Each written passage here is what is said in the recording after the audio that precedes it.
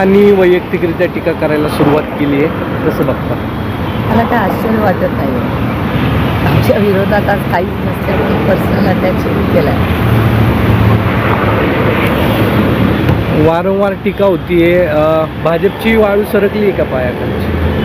तर तो त्यांचा अंतर्गत प्रश्न आहे. मी राजकारणात लोकांच्या आयुष्यात चांगला बदल आणि पॉलिसी करण्यासाठी आहे आणि लोकांची सेवा करण्यासाठी मी राजकारणात आहे. आता मी कशी वागू शकते हे मी कंट्रोल करू शकते. दुसरे काय करतात हे नाही करू शकते. दादांकडून अमोल कोल्हेंना नटसम्राट म्हटलं जातं, एक कशा पण ते पण टीका करतायत आता वैयक्तिकरित्या.